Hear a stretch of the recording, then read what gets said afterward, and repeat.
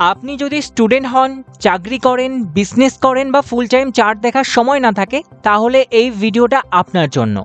কারণ আজ আমি আপনাকে জিরো থেকে বুঝিয়ে দেব সুইং ট্রেডিং কি এবং বিগিনার্স কিভাবে শুরু করবে।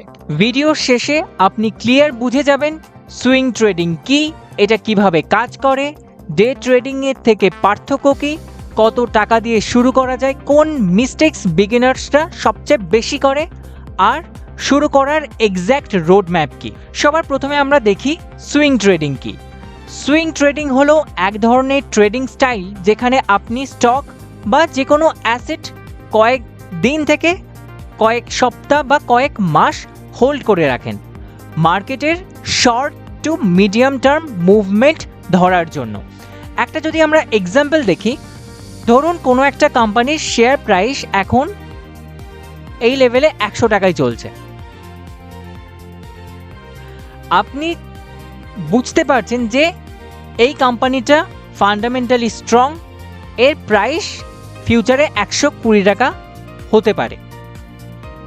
আপনার স্ট্র্যাটেজি আপনাকে বলছে। তো আজকের দিনে আপনি কিনে নিলেন এবং আপনি অপেক্ষা করছেন যে যখন এই 120 লেভেলে যাবে প্রাইস তখন বিক্রি করবেন। এটা অ্যাচিভ হতে কখনো 5 দিন লাগতে পারে, কখনো 10 দিন, কখনো 1 মাসও লাগতে পারে। সিম্পল ভাষায় সুইং ট্রেডিং মানে মার্কেটের একটা সুইংকে ক্যাপচার করা, একটা মিডিয়াম বা শর্ট যে মুভমেন্ট আসছে সেটাকে ক্যাপচার করা। সুইং ট্রেডিং কেন এত পপুলার? ফার্স্ট কারণ হলো কম স্ক্রিন টাইম, সারাদিন চার্ট দেখতে হয় না, ওয়ার্কিং প্রফেশনালের জন্যে ইউজফুল, অল্প টাইম দিয়েও কাজ করা যায়। সেকেন্ড, লেস স্ট্রেস দেন ডে ট্রেডিং। ডে ট্রেডিংয়ের ক্ষেত্রে বা ইন্ট্রাডে ট্রেডিংয়ের ক্ষেত্রে প্রতিনিয়ত মার্কেটে এন্ট্রি এক্সিটের একটা প্রেশার লেগে থাকে, সেই জিনিসটা সুইং ট্রেডিংয়ের ক্ষেত্রে নেই। ডিসিশন কম্পারেটিভলি কামভাবে আমরা নেওয়ার সুযোগ পাই। বিগার মুভ ক্যাপচার করার একটা চান্স থাকে। ইন্ট্রাডেতে ছোট ছোট মুভ আমরা ক্যাপচার করতে চাই এবং যার ফলে প্রেশার আসে, স্ট্রেস বাড়ে। বাট সেই জায়গায় সুইং ট্রেডিংয়ের ক্ষেত্রে বিগার মুভ ধরার সুযোগ থাকে। 4 নম্বর, বিগিনার ফ্রেন্ডলি। যদি আমরা প্রপারলি করতে পারি, স্ট্রাকচার বা প্রপার স্ট্র্যাটেজি থাকলে বিগিনার্সরা সহজভাবে মার্কেটে ট্রেডিং করতে পারবে। যারা মার্কেট থেকে ইনকাম বিল্ড করতে চায় কিন্তু ফুল টাইম ট্রেডার হতে চান না, তাদের জন্য সুইং ট্রেডিং একটা প্র্যাকটিক্যাল অপশন।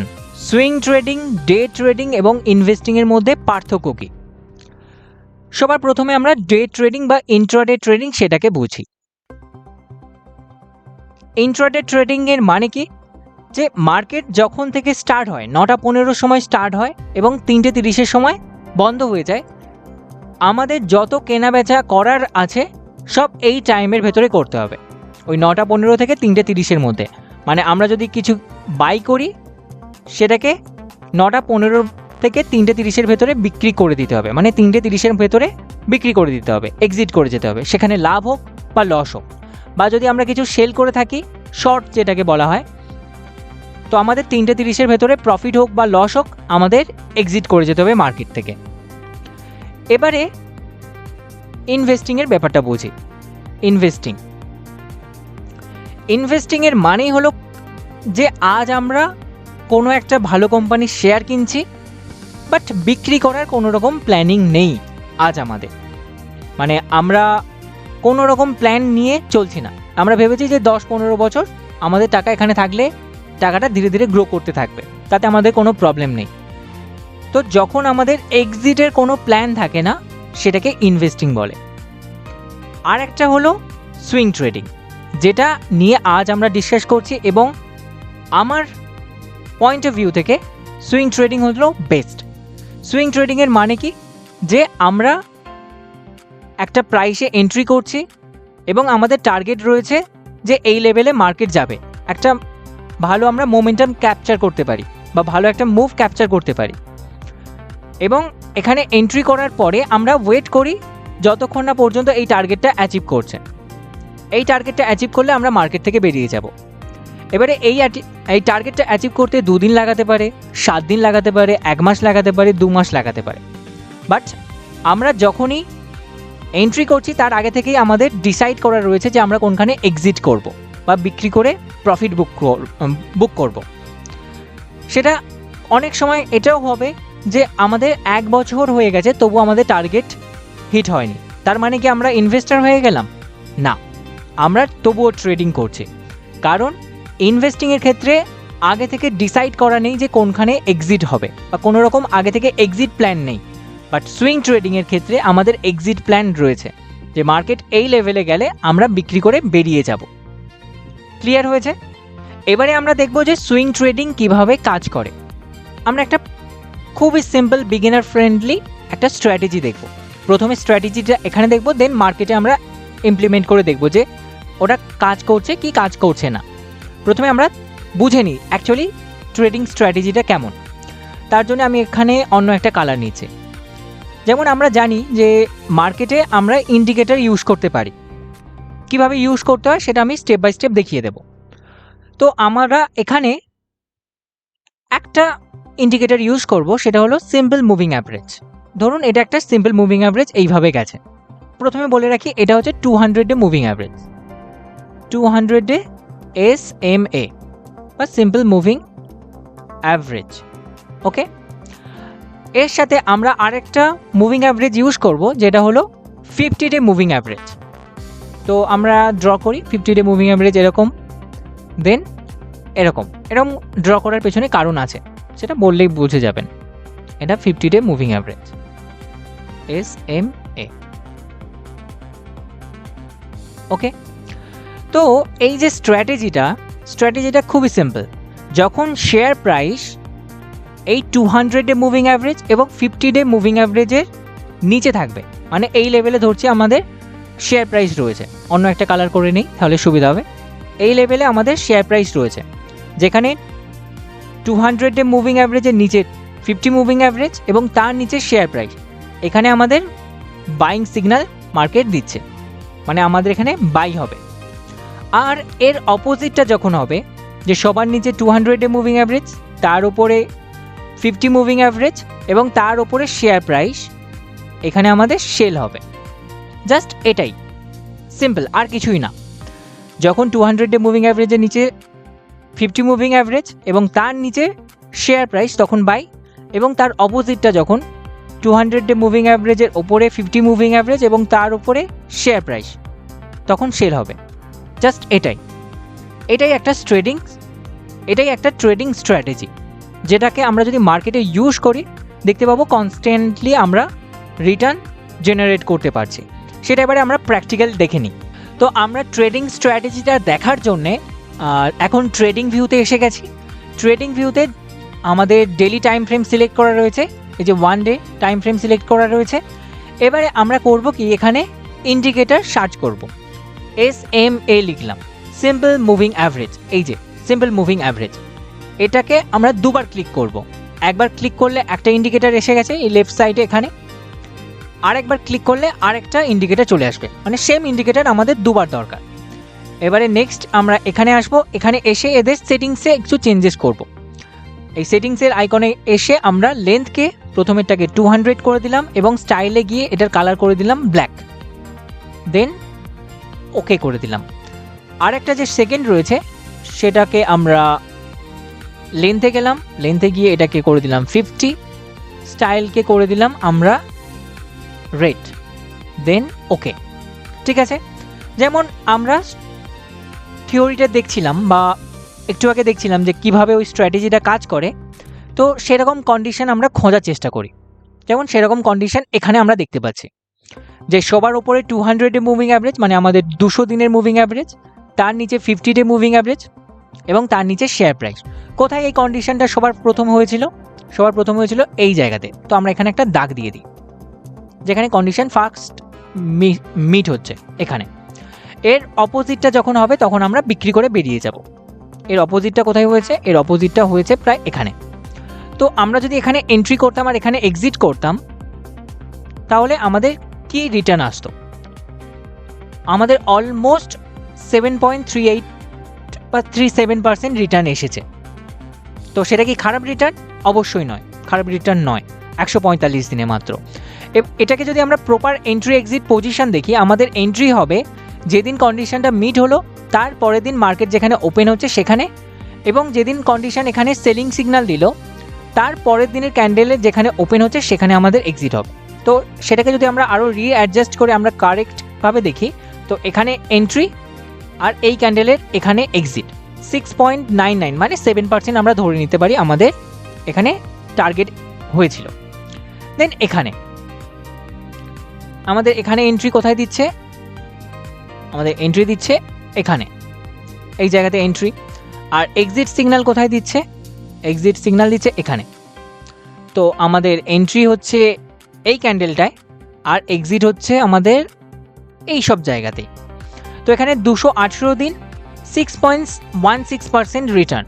তো অনেকের মনে হবে এটা তো কিছুই না, খুব কম, এবং তার মধ্যে শেয়ার প্রাইস এতটা নিচে গেছে। তো নিচে গেলে আমাদের কিছু ভয় পাওয়ার দরকার নেই, কারণ এটা একটা বেস্ট কোম্পানি। আমরা অলরেডি বলেছি যে এখানে এগুলো বা যে কোনো স্ট্র্যাটেজি 1 2 3, আমরা যে কোনো স্ট্র্যাটেজি 1 2 3, তো এই যে স্ট্র্যাটেজিটা 1 2 3, তো আমরা এই যে স্ট্র্যাটেজিটা ইউজ করছি এটা একটা বেস্ট কোম্পানির ওপরে। যে কোনো কোম্পানির ক্ষেত্রে আমরা এই স্ট্র্যাটেজি ইউজ করতে গেলে হবে না, বেস্ট কোম্পানির ক্ষেত্রে ইউজ করব। এবং কোনো ক্ষেত্রে যদি আমাদের মার্কেট এই এন্ট্রি লেভেলের নিচে এক্সিট সিগন্যাল দেয় তাহলে আমরা অপেক্ষা করব যে অল টাইম হাইয়ের জন্য। অল টাইম হাই করলে তবে আমরা এক্সিট করব। যেমন ধরো আমাদের এক্সিট সিগন্যাল এই সব জায়গাতে দিয়েছে আমাদের এন্ট্রির নিচে, তো অল টাইম হাই এখানে। তো আমরা যদি অল টাইম হাইয়ের জন্য অপেক্ষা করতাম, আমরা অল টাইম হাইয়ের জন্যও অপেক্ষা করতে পারি যদি বেশিক্ষণ এখানে টাইম স্পেন্ড করে। তো অল টাইম হাই এক্সিট করলে আমাদের এখানে 17.97% রিটার্ন আসছে। তারপরে যদি আমরা আরও একটু পিছিয়ে যাই, পিছনের ডেটা চেক করে দেখি, যেমন এটা হচ্ছে করোনা ক্র্যাশ এখানে। তো এখানে আমাদের এন্ট্রি কোথায় দিয়েছিল? একদম লোয়েস্ট লেভেলের কাছে আমাদের এন্ট্রি দিয়েছিল এখানে। এখানে এন্ট্রি করব তারপরের দিন, আর এক্সিট করব কোথায়? এখানে এক্সিট। তো আমাদের যদি এখানে এন্ট্রি হয় আর এখানে এক্সিট হয়, তো এখানে আমাদের যে টার্গেটটা বেরিয়ে আসছে সেটা হচ্ছে অলমোস্ট 66%। এখানে বড় রিটার্ন দিয়েছে। তো বড় ছোট এরকম রিটার্ন দিতে থাকবে। আলটিমেটলি উদ্দেশ্য আমাদের রিটার্ন বানানো। যেমন এখানে এন্ট্রি দিয়েছিল এবং তারপরেই এক্সিট দিয়েছে। এন্ট্রি কোথায়? এখানে এন্ট্রি। আবার এক্সিট কোথায়? এক্সিট হচ্ছে আমাদের এই সব জায়গাতে, এখানে আশেপাশে আমাদের এক্সিট, এখানে এক্সিট। তো এখানে 5.78% 81 ডেজ। তারপরে কি আমাদের আর এন্ট্রি দিয়েছিল? তারপরে আমাদের এই জায়গাতে এন্ট্রি দিয়েছিল এখানে। সবার উপরে 200, তার নিচে 50, তার নিচে শেয়ার প্রাইস সিগন্যাল এখানে আমাদের পেয়ে গেছি। তারপরের দিনে ক্যান্ডেলে আমাদের এন্ট্রি, মানে এই ক্যান্ডেলটায় এন্ট্রি, এই ক্যান্ডেলে এক্সিট কোথায়? এই সব জায়গাতে এক্সিট, এই ক্যান্ডেলে এক্সিট সিগন্যাল, মানে এখানে আমাদের এক্সিট। 51 days 4.21% return. খারাপ রিটার্ন? অবশ্যই নয়। মেন ব্যাপার হলো আমরা কনসিস্টেন্টলি রিটার্ন বানাতে পারছি কিনা সেটা চেক করা। তো আপনি নিজেও এই স্ট্র্যাটেজিটা আরও ভালো ভালো যে কোম্পানি রয়েছে তাদের ক্ষেত্রে অ্যাপ্লাই করে দেখতে পারেন। আর ভালো কোম্পানি কীভাবে চুজ করতে হয় সেটা আমরা নেক্সট জানছি। তো আমরা স্ট্র্যাটেজিটা দেখলাম, খুবই সিম্পল, কিছুই না। তো সুইং ট্রেডিংয়ে প্রফিট আসে এন্ট্রি থেকে নয়, প্রপার প্ল্যানিং থেকে। তো আমাদের এরকম প্রপার প্ল্যানিংয়ের সাথে এন্ট্রি করলে তবেই আমরা রিটার্ন বানাতে পারবো, তবেই আমরা কনসিস্টেন্টলি প্রফিট করতে পারবো। সুইং ট্রেডিং করতে গেলে কি কি লাগে? সুইং ট্রেডিংয়ের মেন 3টে পিলার রয়েছে। ফার্স্ট হলো কোম্পানি সিলেকশন। কোম্পানি সিলেকশন নিয়ে আমরা অলরেডি অনেক ভিডিও বানিয়েছি, তার একটা লিঙ্ক আমি আই বাটন এবং ডেসক্রিপশানেও দিয়ে দিলাম, ওখান থেকে আপনি চেক করে নিতে পারবেন। সেটা হচ্ছে সবথেকে ইম্পর্টেন্ট পার্ট, যে কোন কোম্পানিতে আমরা এই ট্রেডটা করছি, সবথেকে ইম্পর্টেন্ট পার্ট। তারপরে আসে স্ট্র্যাটেজি। যেমন আমরা আগে স্ট্র্যাটেজিটা দেখলাম, খুবই সিম্পল একটা স্ট্র্যাটেজি। তো ওই রকম একটা আমাদের স্ট্র্যাটেজি দরকার সুইং ট্রেডিং করতে গেলে। এবং তারপরে সবথেকে ইম্পর্টেন্ট পার্ট রিস্ক ম্যানেজমেন্ট। মানে আমরা একটা কোম্পানিতে যখন ট্রেড নিতে যাচ্ছি তখন আমরা কত পরিমাণ রিস্ক নিচ্ছি। আইডিয়ালি আমি যেটা ফলো করি সেটা হলো একটা কোম্পানিতে আমি 3% মিনিমাম রিস্ক নিই। মানে আমার ক্যাপিটাল যদি টোটাল 10 লাখ হয় তার 3% মানে 30,000 আমি একটা ট্রেডের জন্য রাখি। আর ম্যাক্সিমাম যদি আমি যাই 6%। এই রিস্কটা আমি একটা কোম্পানিতে এন্ট্রির সময় নিই, এর বেশি আমি কখনোই যাই না। Minimum 3%, maximum 6%। তো এই রিস্ক ম্যানেজমেন্টের সাথে চললে আমরা মার্কেটে টিকে থাকতে পারবো এবং গ্রো করতে পারবো মার্কেটের সাথে। এবারে নেক্সট কোয়েশ্চেন হলো যে বিগিনার্স কোন ধরনের স্টক চুজ করবে। আমরা অলরেডি ভিডিও বানিয়েছি, তার লিঙ্ক ডেসক্রিপশনে দেওয়া রয়েছে। বাট তাছাড়াও যদি আমরা ওভারভিউ করি, ফার্স্ট হচ্ছে যে ফান্ডামেন্টালি স্ট্রং কোম্পানি হতে হবে, ফাইন্যান্সিয়ালি কোম্পানিকে স্ট্রং কোম্পানি হতে হবে, 1 নম্বর এটা। 2 নম্বর হলো মার্কেট লিডিং কোম্পানি হতে হবে, মার্কেটের একটা লিডিং কোম্পানি হতে হবে। 3 নম্বর মার্কেটে মিনিমাম 20 বছর প্লাস তার বিজনেস থাকতে হবে। এর ফলে কি হবে, 20 বছর যদি বিজনেস করে এর মানে এই 20 বছরে জেনারেশন চেঞ্জ হয়েছে। তো জেনারেশন চেঞ্জ হওয়ার সাথেও সেই কোম্পানিটা এখনও টিকে আছে এবং সে এখন মার্কেট লিডিং কোম্পানি এবং তার ফাইন্যান্সিয়ালও স্ট্রং। এই যে 3টে পয়েন্ট, এটা অর নয়, এই 3টে পয়েন্টকে একসাথে থাকতে হবে। মানে এমন একটা কোম্পানি যার ফান্ডামেন্টালি তাকে স্ট্রং হতে হবে, তাকে মার্কেট লিডিংও হতে হবে এবং তাকে 20 বছর ধরে বিজনেস করতে হবে। এবং 4 নম্বর পয়েন্ট, কোনো গভর্নমেন্ট কোম্পানি হলে হবে না, কারণ গভর্নমেন্ট কোম্পানির মেইন উদ্দেশ্য প্রফিট বানানো নয়। গভর্নমেন্ট কোম্পানির মেইন উদ্দেশ্য হচ্ছে স্টেবিলিটি ধরে রাখা মার্কেটে। তো গভর্নমেন্ট কোম্পানিতে আমরা যাব না। তো এই 4টে কন্ডিশন প্লাস আমরা আরও যে কন্ডিশন রেখেছি, আপনারা যদি ভিডিওগুলো দেখেন তাহলে আপনাদের কাছে ক্লিয়ার হয়ে যাবে। সেগুলোকে একসাথে কম্বাইন করে যে আমরা স্টকগুলো পাবো সেগুলোই হলো বেস্ট স্টক বিগিনার্সদের জন্য। এই যে 4টে কন্ডিশন প্লাস আরও যে কন্ডিশনগুলো রয়েছে স্টক সিলেকশনের ওপরে, তার অলরেডি ভিডিও রয়েছে, ভিডিওর লিঙ্ক আমি ডেসক্রিপশানে দিয়ে দিয়েছি, ওখান থেকে আপনারা চেক করে নিতে পারবেন। তারপরে নেক্সট কোয়েশ্চেন হলো সুইং ট্রেডিং কোন টাইম ফ্রেমে ইউজ করা হয়। সুইং ট্রেডিং সব সময় আমরা ডেলি টাইম ফ্রেমে সিলেক্ট করব, যেটা আমরা ওই স্ট্র্যাটেজিটা অ্যাপ্লাই করার সময় দেখেছিলাম। সব সময় ডেলি টাইম ফ্রেম আমাদের থাকবে, ডেলি টাইম ফ্রেম। ওকে, এর নিচে আমরা কখনোই যাব না বা এর ওপরেও আমাদের যাওয়ার দরকার নেই। এবারে নেক্সট কোয়েশ্চেন হলো যে সুইং ট্রেডিং করতে কত টাকা দরকার বা কত টাকা লাগে। সুইং ট্রেডিং শুরু করতে লাখ লাখ টাকা লাগে, এটা একটা মিথ বা মিথ্যে কথা। স্মল ক্যাপিটাল দিয়েও শেখা যায়, কিন্তু রিয়েলিস্টিক এক্সপেকটেশন দরকার। Focus should be on skill, not quick money. আমাদের ফোকাসটা থাকবে স্কিলটাকে অ্যাকোয়ার করা, কুইক অনেক টাকা বানানো নয়। কারণ আমরা যদি স্কিলটা শিখে যাই, ওই স্কিলটাকে ইউজ করে আমরা ধীরে ধীরে কনসিস্টেন্টলি ভালো প্রফিট বানাতে পারবো। 10,000 টাকা দিয়ে স্কিল বিল্ড করা যায়, 1 লাখ টাকা লস করার চেয়ে অনেক বেটার। আপনার কাছে যদি 10,000 টাকা থাকে, এমনকি 5,000 টাকাও থাকে, তো আপনি সেই টাকা দিয়ে শুরু করতে পারেন, কারণ ওই স্কিলটা বিল্ড করাটা ভেরি ইম্পর্টেন্ট।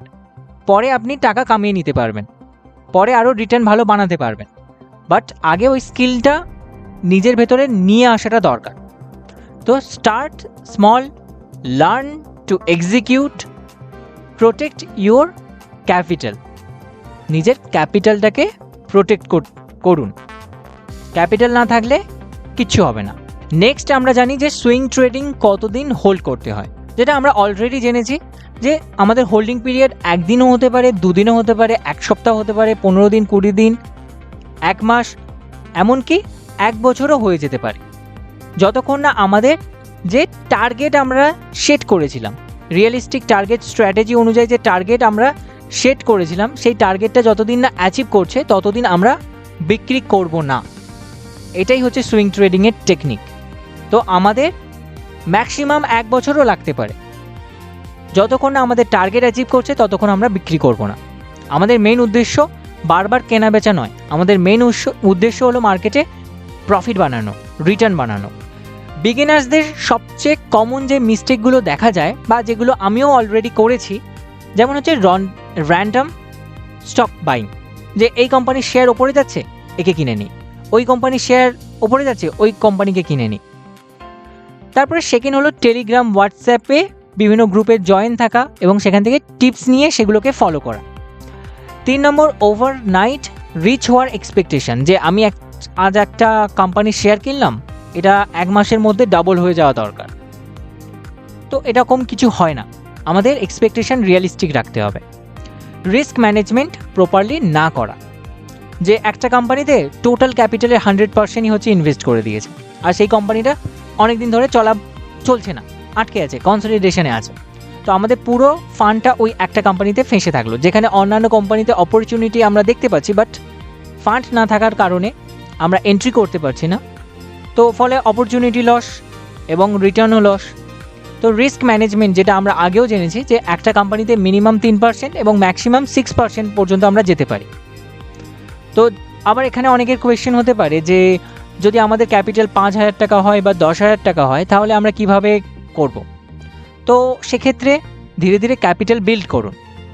প্রথম ট্রেডের জন্য 5,000 টাকা এনাফ, বাট ভালো রিটার্ন বানানোর জন্যে ক্যাপিটাল দরকার, সেটা আপনাকে ধীরে ধীরে বিল্ড করতে হবে। আমিও স্টার্ট করেছিলাম 5,000 টাকা দিয়ে, তো সেটা বড় ব্যাপার নয়, ধীরে ধীরে ক্যাপিটাল আমাদের নিজেদেরকে বিল্ড করতে হবে। সুইং ট্রেডিংয়ের বিগেস্ট অ্যাডভান্টেজেস কি? এটা হলো ফ্লেক্সিবল, লেস স্ক্রিন টাইম দিতে হয়, বেশি টাইম দিতে হয় না এখানে। অল্প টাইম দেখলেই আলটিমেটলি আমাদের স্ট্র্যাটেজি কাজ করছে কি কাজ করছে না ওখানে সেটা দেখলেই হয়ে যায়।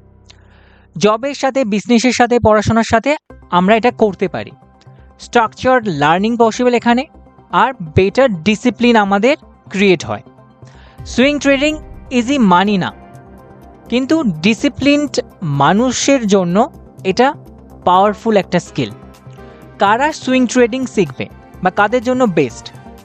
ওয়ার্কিং প্রফেশনাল যারা, স্টুডেন্ট, বিজনেসম্যান, বিগিনার্স যারা শেয়ার মার্কেটে পার্ট টাইম স্টার্ট করতে চায়, তাদের জন্য বেস্ট।